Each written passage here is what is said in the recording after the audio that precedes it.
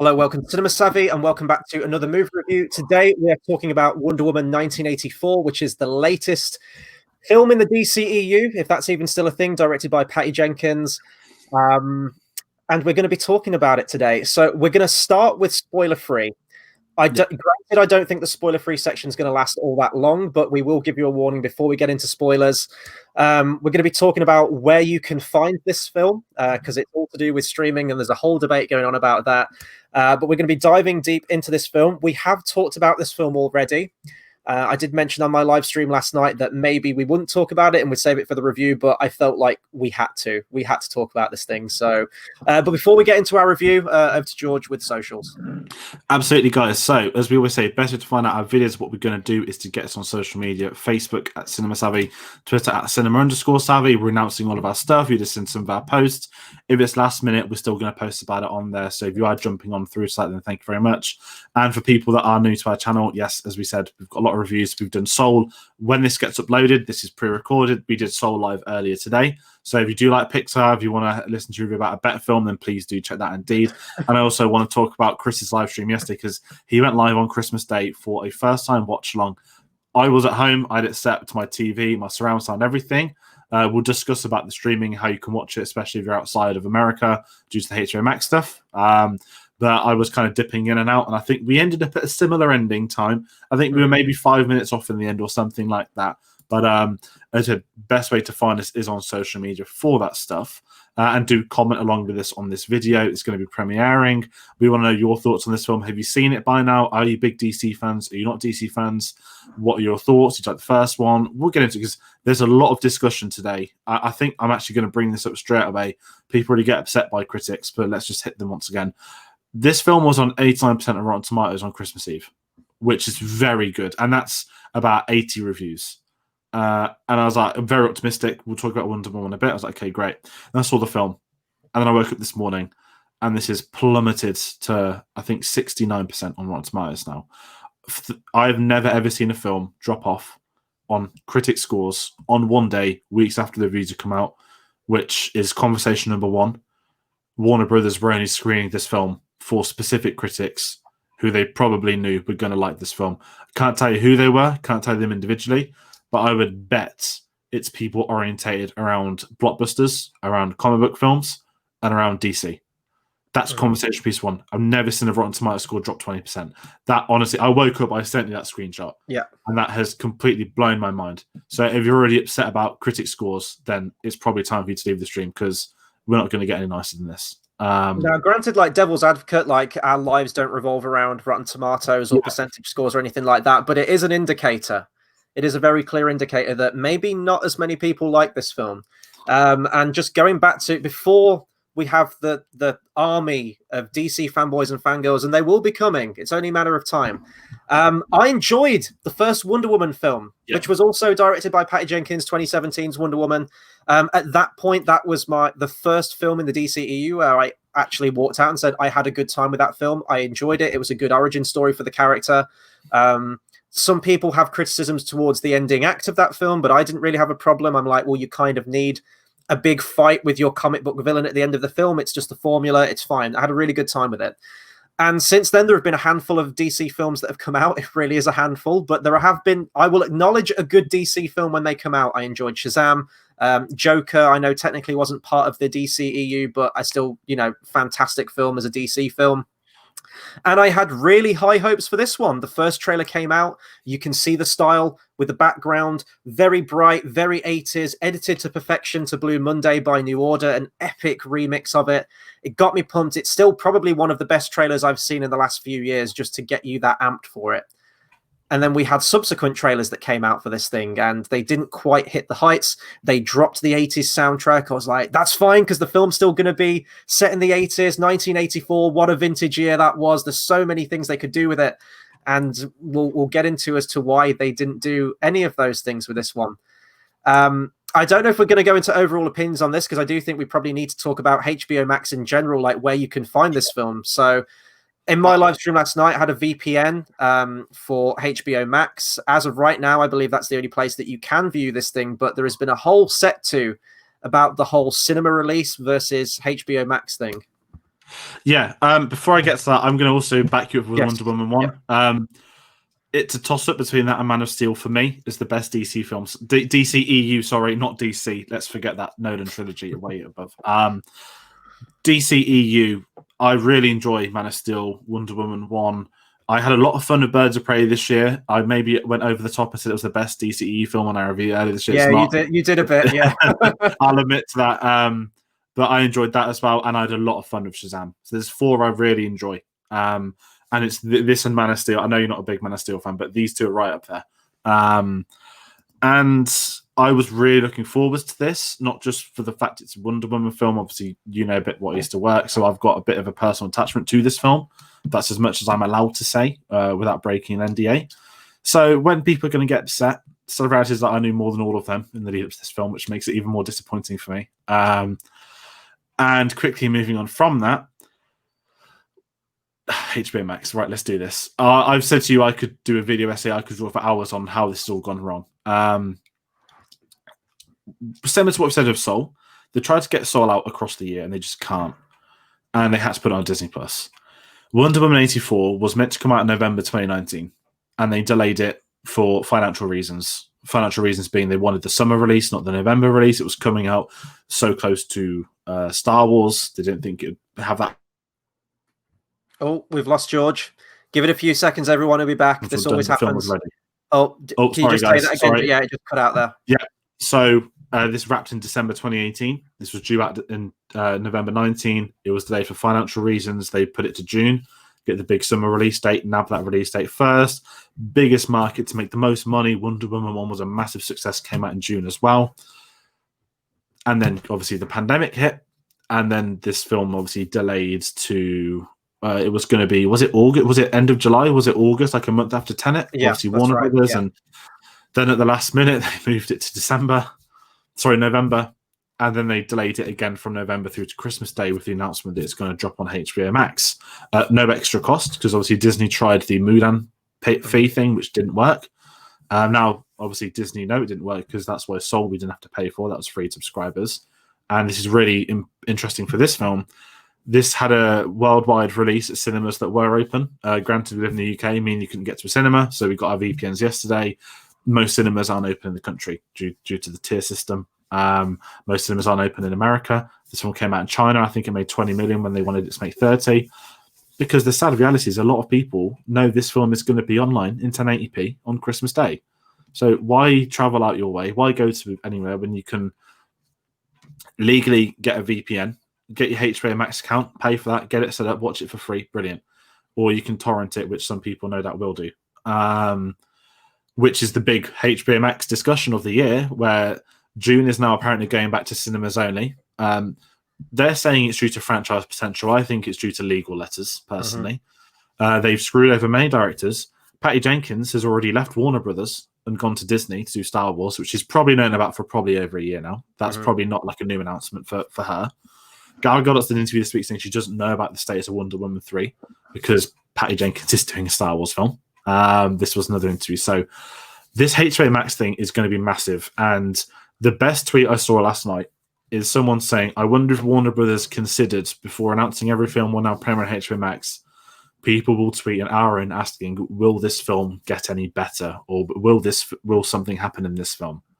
Because if we're sat at a cinema, you can't do your live stream from yesterday. And we both prefer being at a cinema.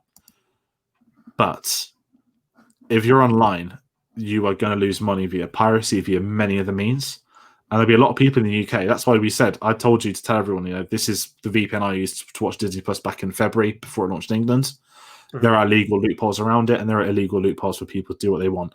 And that's setting a precedent for 2021. Directors don't want to work for Warner Brothers. It's a very sticky situation, and that's the most I'm going to say at that. But I think that's really important in the context of this, that this may be the first one of many over the next year that have 1080p copies online aside 15 minutes of them premiering.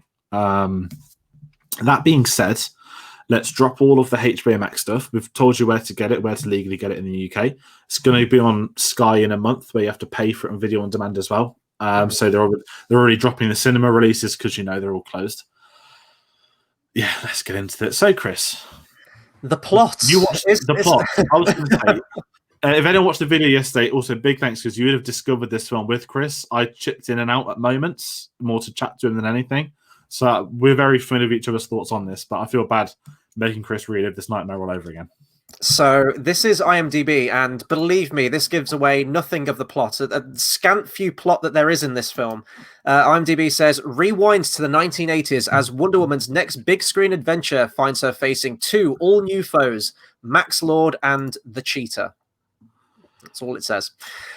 So I'm going to try and go a little bit more in depth with the story on this one, without giving too much away. I know we'll get into spoilers probably towards the end. They come into possession of a magical stone that whoever shall wield the stone has the ability to grant wishes, their own personal wishes to other people. And this stone kind of finds itself in the mix between Wonder Woman, the Cheetah, played by Kristen Wiig, and Max Lord, who's played by Pedro Pascal. And for what proceeds to be the next 2.5 hours, and that's probably one of my biggest criticisms of this film, it's a long fucking movie. It's agonizingly long. And I've never had this with a film in so long where it feels both rushed and dragging at the same time. Because scenes, exposition will happen and there's no sort of development or through line with that. And it's just like the next scene, it's rectified. And then we're on to the next scene. Boom, boom, boom. Characters, convenience, they just happen to cross paths with each other because we need an action beat or we need to advance the plot. So it feels very rushed, but also this film did not need to be 2.5 hours at all. I think I got about an hour into the film, maybe even over an hour, maybe like the hour and a half point, and I was like, what has really happened in the context of this story? What has developed? And it's barely anything. Now, this is where you start pointing fingers at people. Where's the blame? Is it at the director, Patty Jenkins? Is it at the writer? Is it at the acting? Whatever it happens to be. I think this is purely down to the writing. I think necessarily to direction, it's not awful. I think some of the action that is in this film, it's staged fine. It's filmed okay. I think this is down to the story. This is a weak story for this runtime. Even as a sequel, as a DC film, not just taking Wonder Woman out of the equation, just as a film story. What I just mentioned about a magical stone that grants wishes to people. It's an awful story. Yeah, it is Aladdin. Like, I didn't make that comparison on my live stream last night, but I was thinking it. It's the genie and the lamp. 3 wishes kind of thing. It is that story, and it's just, it doesn't really develop much from the first Wonder Woman film, only perhaps in the respect of the Chris Pine character, which we'll get onto that in a second and how that was handled. But it's just, this had 3 writers on board. This had Patty Jenkins, Jeff Johns, and David Callahan. Now, David Callahan's actually writing the next Spider-Verse film. So I don't know where the weak link is. I don't want to point fingers and say it's him, because I'm sure that, well, I hope that Into the Spider-Verse 2 is fantastic. But, comparatively, the first Wonder Woman film in 2017 had 1 writer. That was Alan Heinberg. And that was just a much more focused film. And I think you'll probably get that when you have 1 writer on board. It is that writer's vision. They come up with a story, all the character interplay. When you've got 3 writers, it feels a bit of a clusterfuck. And that's kind of what this movie feels like. It's completely dragged out over 2.5 hours, but it feels so disjointed, and there's character bloat, and there's characters that don't need to be there, or motivations that just aren't there, and decisions that are made just for the convenience of the film. I'm rambling at this point, so over to you now, my friend, because I'm just sort of going off on one right now and venting. Yeah, the issue is the story by a country mile. We spoke about the trailers building up that hype to us, and we're expecting like we know at the end of the first one, I'm done with like Men basically. We know via DCEU that she doesn't basically reappear as Wonder Woman until Doomsday. Brilliant. And then this is that case. So what's going to be the crux to get her out of that? If they're doing a film that's not set in modern day after that moment, what's going to be this big event that had to have her do it? And it's the man that went to the genie and says, my wish is to have unlimited wishes. Oh man, I don't know where to begin. The writing isn't good. The story isn't good. The plot is, one moment it's nothing happens for 30 minutes, then everything happens in 3 minutes. That's how I kind of felt it was going. Suddenly they're in Washington, then it's Cairo, and then it's Washington, and then it's a TV satellite station. And somehow every scene's either too slow or too long. It doesn't feel like there's a balance. I'm the same with you. I don't know where the issue is, because the directing itself is fine. The action set pieces are fine. They don't feel anywhere near as good as the first one. Nothing is as good as the trench scene. Now, I've had issues with that trench scene because I'm a bit of a saddie with history stuff. So I always dislike the concept of everyone at No Man's Land shot at her and not the hundreds behind her. Now, I'm fine with that to a point because it's not real. It's comic book movies and stuff. But I can't tell you what was the good action set piece in this scene. Is it the mall scene, which is her mopping up criminals, like petty criminals? It shouldn't be that, but I actually think that probably is the best director scene. And it just doesn't feel satisfying as a sequel to that. It doesn't even feel satisfying as a Wonder Woman concept. I don't feel like they've even got the best out of Gal Gadot because there's like one or two good scenes in this.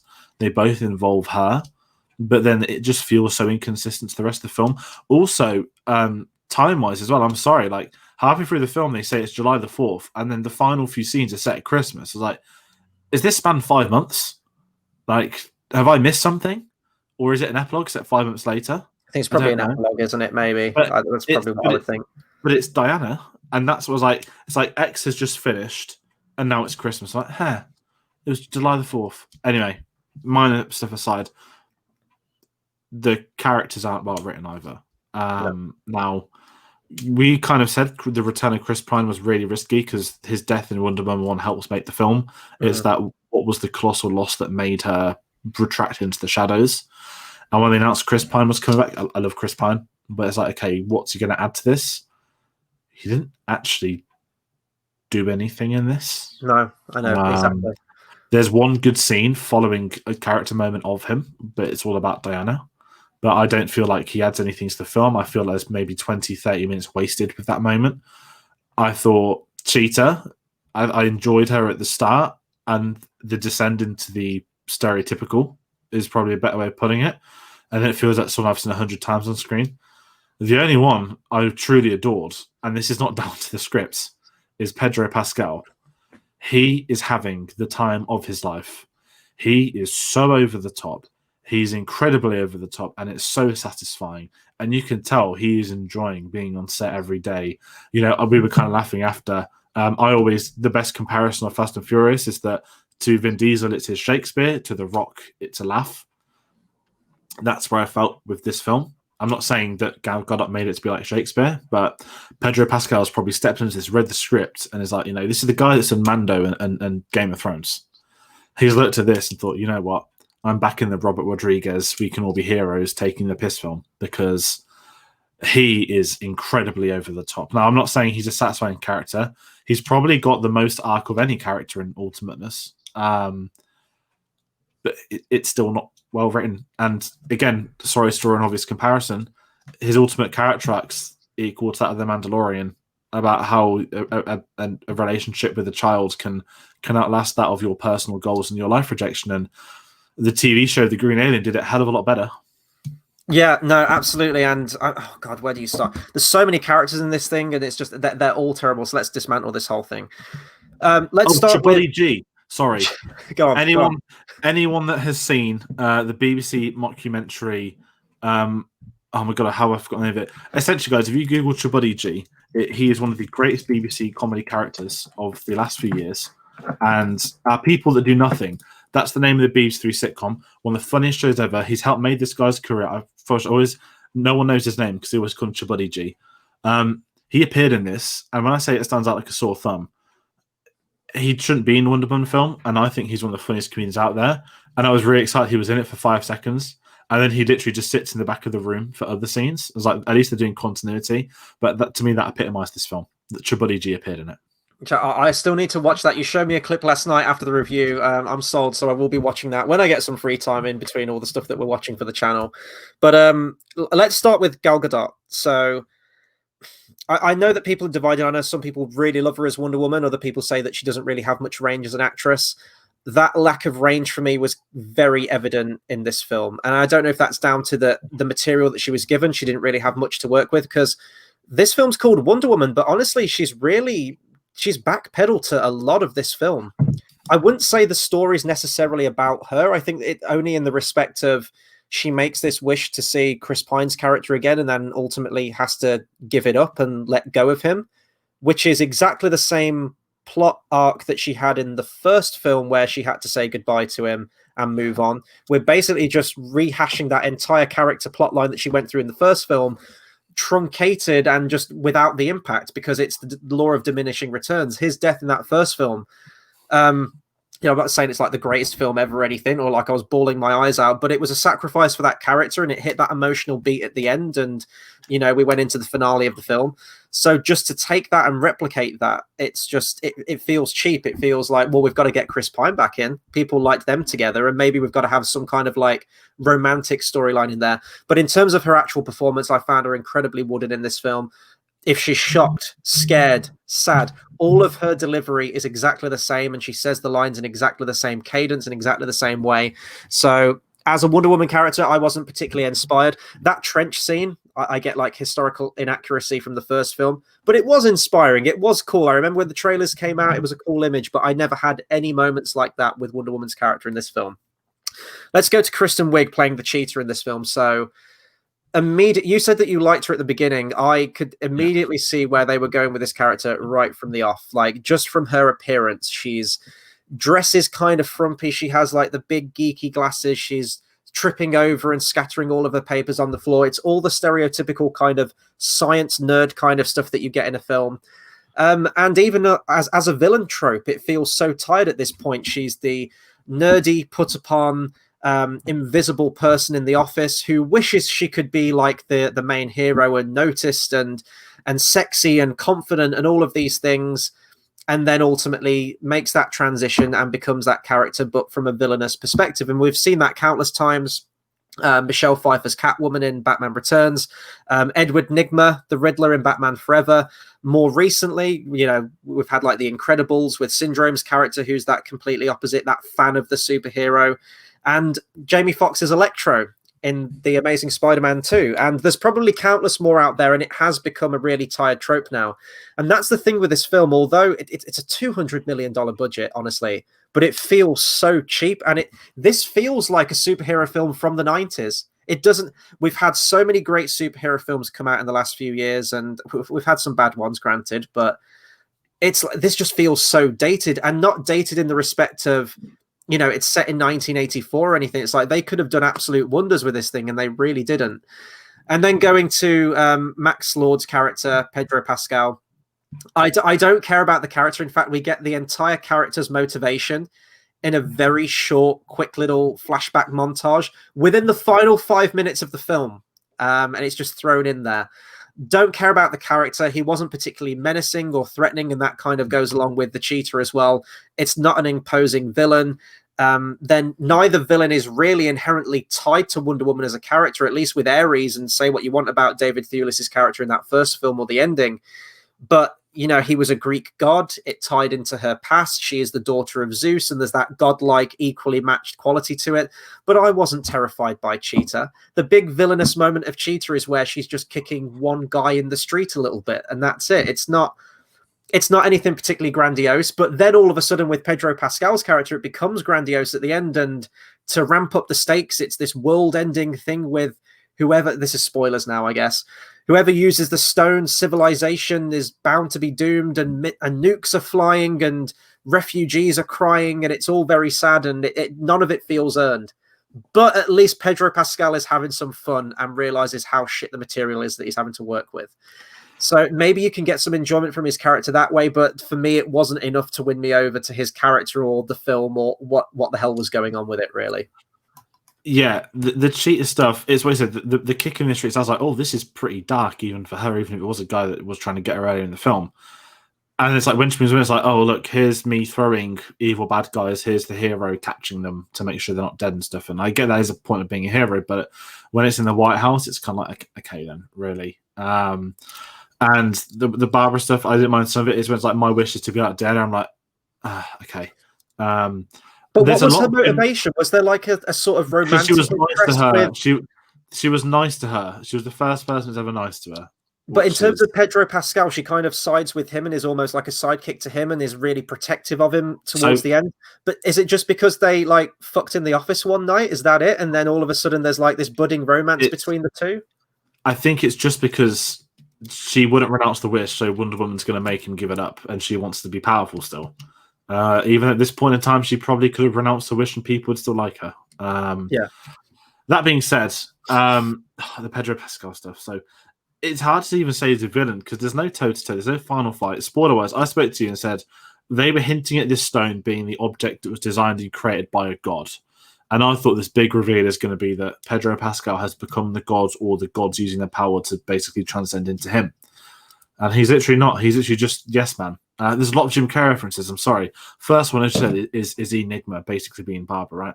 Second one is Dumb and Dumber. We've landed on the moon.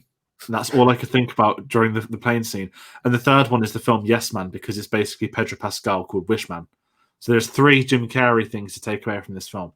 They've all got nothing to do with the film, but that's the assignment from it. So I got Jim Carrey references. I wish to be the Stone. You know, we kind of knew it was going to go. We knew he'd be a villain. We knew he'd be playing something. There'd be this different edge. I would have rather had the tycoon businessman that's being controlled by someone else, rather than failed businessman wants to be the Stone to impress his son, loses sight of his son. Weird montage at the ending, like, oh, you didn't like him, and let's have this emotional backstory about a refugee, and okay, he got bullied and he set up a company, but he still doesn't really do anything. Like, and it's like, okay, so we know he's divorced because the woman says his time, but we still don't even get a sense of his family commitments and things, and there's something lost there. It's what we said earlier. Going back to it, the title of this film is Wonder Woman 1984. That's the key. If you're putting the year of the release date or the year of the setting in the film, then you expect that to take a massive part of this. This did not feel like 1984. On paper, is what you said to me before we hit live. They ticked boxes. They had the mall. They had the spandex. They had the streets. They had the cars. There was hints of music, is probably the best way to put it, because we didn't really get the music. Even the soundtrack from Zimmer. Now, I was looking forward to this because he created the Wonder Woman theme in Batman vs. Superman. The first film soundtrack was okay, and Hans is going to come back. He made Dark Phoenix an okay soundtrack, and it was an abysmal film. I was like, I'm excited to see him. He probably wanted to do Wonder Woman, but was probably so sick and fed up at DC. And then he clearly watched this film, thought, fucking hell, here we go again. Because there are 2 great songs from this film. The first is the opening 3 minutes from Batman vs. Superman, which is one of my favourite songs of his ever. And that is not actually on the soundtrack. I was checking out the soundtrack this morning. That song has not been put on the soundtrack. So I still have to go to my Batman vs. Superman. I wonder if they did that in post then, maybe. If that was a last-minute decision. A bit like the Danny Elfman Justice League theme. And the second one was the one good scene with the flying and Steve's not really death, but disappearing act. And you had a great scene. It sounded, as you said, a lot like Sunshine. No, it was the song from Sunshine. It wasn't a song that sounded like it was directly from that soundtrack, Sunshine. It is his new composed one. It sounds a lot like it, but it's not, because I thought it was it at the start, but it evolved. Once she starts flying, and it's that C3 thing. Oh, she flies now. Like, I don't know much about the character of Wonder Woman, and I don't know if she flies in Justice League. Not that I choose to remember the Justice League or Batman vs Superman. I don't know if she flies in those, but suddenly she's flying now, and I was really confused. I was like, okay, it was a great scene. That was probably the best scene of the entire film. That was the flying scene. Yeah, I did just check. It does say that they used Adagio in D, which is from Sunshine. So I don't know if if it starts with that and then it segues probably into a Hans Zimmer variation or something like that. Yeah, the music. So like you, I was excited to see Hans Zimmer come back to this thing. He announced that he was retiring from superhero soundtracks. Was that after Dawn of Justice? After Dawn of Justice.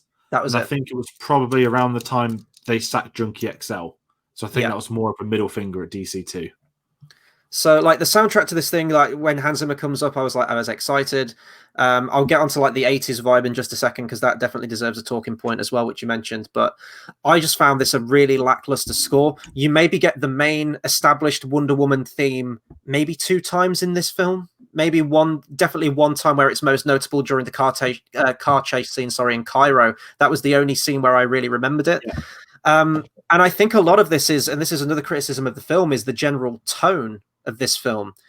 even in comparison, not just to like the DCEU overall, because that seems to be a franchise which has itself flip-flopped from tone, trying to chase after the Nolan roots of the Dark Knight trilogy with Man of Steel, Batman v Superman, very dark, miserable, desaturated kind of look to it.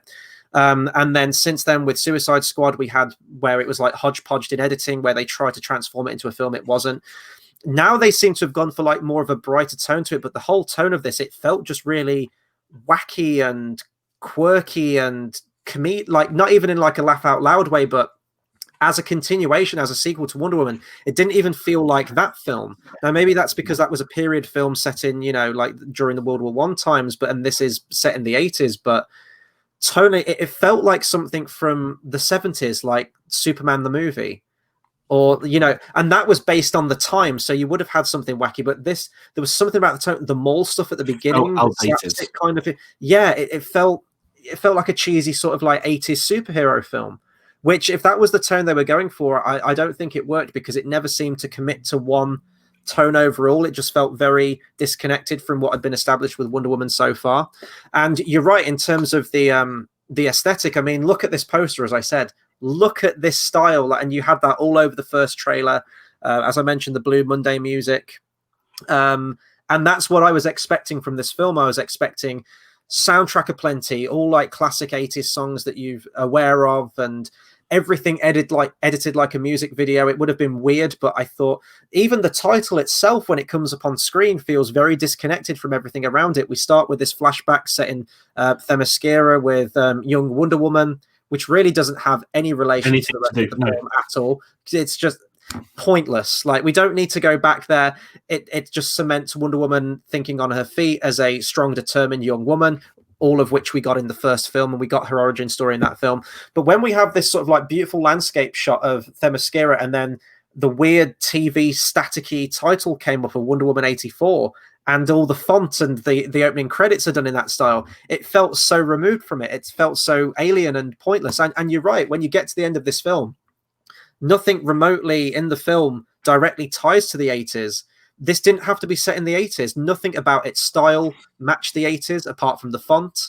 This could have been set in modern times, and maybe if it had been set in modern times, you would have alleviated that continuity problem now in the DCEU of, you know, why doesn't anyone talk about Wonder Woman showing up in that shopping mall in 1984 and beating those bad guys?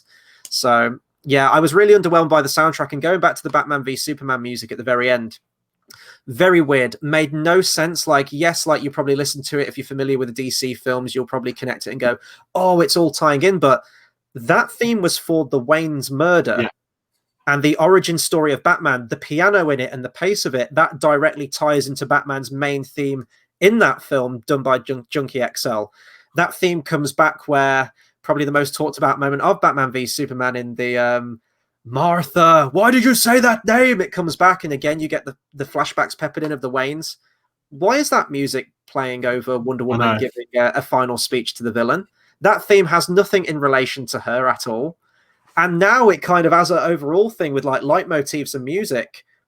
What is that theme now? Is that still a Batman theme, or is this just a sad theme in the DCEU? Because now they've reused it, that completely changes the context of that music.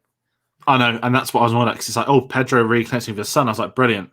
But why are they playing? Because I don't know if I messed you or not. I think I either drafted it and didn't send it, or I did send it. I was like, oh my God, they're playing that song from BVS. I know you were behind. And I was just like, when it's playing, like, am I expecting like Batman or Superman to show up? Mm-hmm. Like, because I was like, this is too familiar. And yeah, it was strange. And like I said, the fact it's not on the soundtrack makes it even weirder. Now, unless someone's going to tell me that it was in 30 seconds of an 11-minute song, and I missed that part, please do. But I'm pretty sure I haven't. Such a shame. I think that's like echoing my final thing, because it's so bad to talk about that. There was so much promise. And the fact like Cheetah, I mean, it was in that horrible trailer they made us watch before Tenet.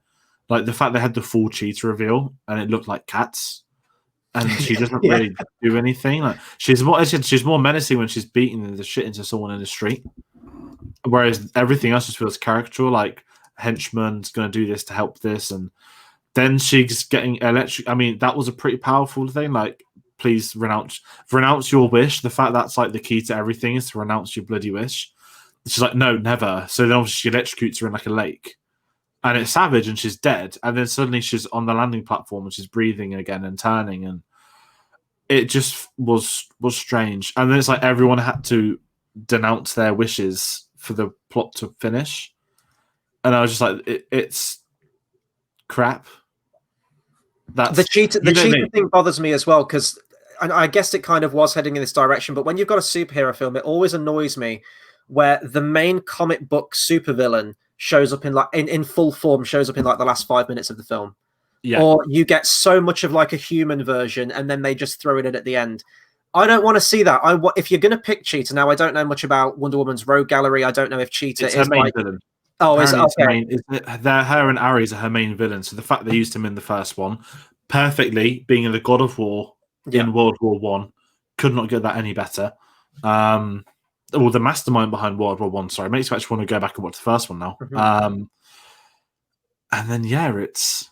But with Cheetah, I want to see if I know Cheetah's in the film, I want to see Wonder Woman fighting Cheetah. I don't want to see her having a really cheap fan movie, cat fight, no pun intended, with Wonder Woman and Kristen Wiig. Like, I don't want to see that. I want to see her fighting. Now, great, like, say what you want about the look of Cheetah, but I think it's probably as close as you're probably going to get to a live action version based on what she looks like in the comic book. Maybe, again, I don't know much about the comic book version, but yeah, you get like a 5-minute fight and it's really unremarkable. The armor as well, the golden armor that you can see in the background right here. The setup for that is like more than halfway through the movie. And it's just, oh yeah, there was this great warrior who we find out, spoiler alert, end credits, is played by Linda Carter, who was the original Wonder Woman in the TV show. She once was this great warrior and she had this armor, but then she was defeated and killed. And in between films, I went searching for the armor and I found it, and there it is over there. And that's going to be used in the final action scene where I punch the bad guy. And that's it. And the arms rip off. The arms rip off after 30 seconds. Yeah. It's just disappointing. And that's like, I don't know if jumping in, like echoing finals, the whole thing's disappointing because there was so much promise. The first one was so good. You had Patty Jenkins, who's deliberately negotiated. DC were desperate to get her back, and they got her back. All this stuff building up to it. The constant delays of it, granted that's a pandemic and out of our control. The insistence of cinema. Patty Jenkins has said this film needed to be out on cinemas, not streaming services. She's now at Disney. Again, reiterate that point. She is now at Disney already. The whole film feels like a mess. If it needed rewrites, I don't know if Patty Jenkins was pushing for it to get quicker, or if Warner Brothers were pushing for it to be done quicker. But it feels like there was no rewrite. It feels like this was our first draft, and we just went with it because it worked to their eyes, and it doesn't because there's 2 or 3 things happening too much. Get rid of all the Chris Pine stuff. It changes absolutely nothing to the film. Saves about 25 minutes. That would have helped a long way, I think, and you could have had the whole her coping with his loss, because there were moments as a positive before he comes back. You have these sort of moments of her being alone at a restaurant, and them asking her, "Are you waiting for anyone?" She always says no. Those really small bits made far more impact than him coming back to do nothing. And ultimately, that was the point. He served no purpose to the plot. I even missed the part where she grants him the wish because you just see the clock. You just see the clock wind up. I was like, oh, has someone somewhere done something? It just was a complete mess as an outlook. This is probably my most disappointing film of the year. Yeah, me too. And again, is it all down to how good that Blue Monday first trailer was? I don't know. It's the power of editing. And that's the thing. Even the CG in this, when she was running, felt really weird. Like when you see in like the Marvel. Okay, let's go Marvel. Sorry, DC fans. When you see Bucky and Captain America and Black Panther running in Infinity War, that feels like these guys are quick. It doesn't look like they've pressed the speed up by 100 button. In this they've got like weird CGI gangly arms and legs for their super speed.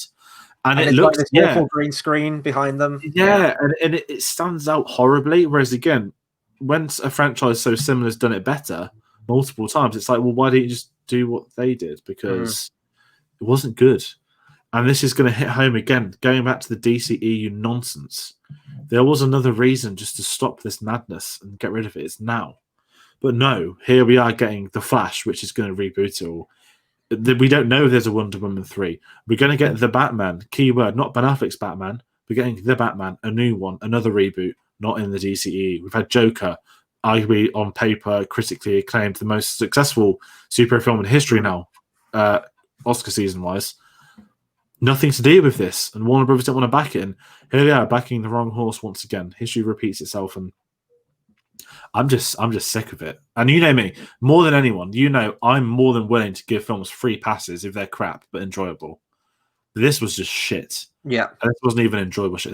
As if I spent 2.5 hours on Christmas fucking day watching this. And like my dad came in the room before we even did this. I was like, Dad, I know you want to watch Wonder Woman again because of the first trailer. He's obviously him and my mum were at that sort of early 20s in the 80s, and it's that like it was shit. Don't go. I won't be setting up the VPN for them. I'll be cancelling my HBO Max actually. But yeah, I don't even have a final outlook. The whole thing's just a mediocre disappointment. We're not doing a worst films of the year this year, but this is probably just above New Mutants. Yeah, well, that's exactly what I was going to say. This would probably be if I could physically do a top 5 of worst films that have come out this year. Obviously, we're probably not going to do one because there haven't been that many films come out. This would be in the top 5 without a shadow of the doubt. Just other things that I could add really, really quickly before we end. As you mentioned, the effects were really shoddy. Like, we're in 2020 for God's sake, and this looks so cheap. This is what I mean. This is 50 mil more budget than the first one, and the first one looks way better by comparison. Yeah. Been loads of other superhero films that have come out before in this franchise, in this DCEU, that have looked way better than this. It just looks cheap. It looks terrible. A good comparison, which I think I made on the live stream, and I know you made afterwards when we talked about it, is Transformers. It feels like a Michael Bay Transformers films. Now, I know you get enjoyment out of those films, but the really obnoxiously long films where they're convenient, scene by scene, they're convenient, they're kind of thrown together, and it feels like there's no plot. It's maybe like an 80-minute plot dragged out over 2.5 to 3 hours. That's what this felt like. Maybe one scene that I could throw in there that I enjoyed. I liked that they threw the invisible jet in there, which was always a big thing to do with Wonder Woman. So I enjoyed that they put that in there in some way. The scene where they're flying through the fireworks, which you see in the trailer, I thought cinematically was beautiful and was probably my favorite scene, and was a scene where the characters were allowed to breathe a little bit. That's honestly it, really. The scene where she flies, she just seems to do it with relative ease. There's no scene where in Man of Steel where, she's trying and failing and falling back to Earth and is unsure about it. She just does it straight away, which makes you think, why hasn't she tried to do this before? Convenience, the plot, the script, everything at the end, they just keep hammering the message home of love is the way forward, love is what we need, all you need is love, and every other obnoxious love song title out there, and they just pound that theme into you, and it's like, I get it, it's terrible dialogue. I'm struggling to think of a positive about this film. As you mentioned, absolute waste of potential. The fact that it is set in the 80s and they did nothing of value with that time period or music or style or anything like that, it's just a massive waste of potential. One of the worst films I've seen this year. Granted, there haven't been that many, but I don't know. And general consensus seems to be pretty much on par. Maybe not as critical as we've been on it, but definitely a step down from what's come before. And I think a lot of people that did really appreciate that first one maybe didn't have the same connection they did to this one. It's just a shame. And I'm just going to end it by, I do appreciate and I do want to see films continue in the cinema. That is the best atmosphere. That is the best environment to see films, without a question of the doubt. And hopefully movie theaters are here to stay.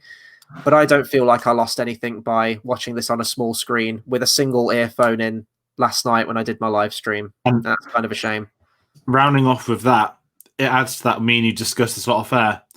We always say, Disney, the monopoly, Disney this, Disney that. It's up to other film studios, other big companies, other franchises to step up to the plate, say, we're doing this. This is big. This will have people interested. This is something else. Fortunately, this just pushes people away and back to the safe hands. So it's that point as well that it's once again Warner Brothers, not for the first time, being in the wrong. And as a final piece, to Jeff Johns' credit, now, if anyone's obviously been tracking the stuff that I forgot the cyborg actor's name has been doing the investigations. Obviously, there are multiple stories that Warner Brothers are trying to protect Jeff Johns at all costs. They're happy to throw everyone else under the bus other than Jeff Johns, which makes you think that A, he's probably done worse, and B, he's still clearly high up at Warner Brothers or DCEU for a start, and that's why his name's all over this. But that's just a side tangent piece. But yeah, like I said, Patty Jenkins-wise, if this is her done with DC, how they've handled the post, how they've handled the cinemas, how they've done the HBO Max stuff, or if they've done anything in that regards.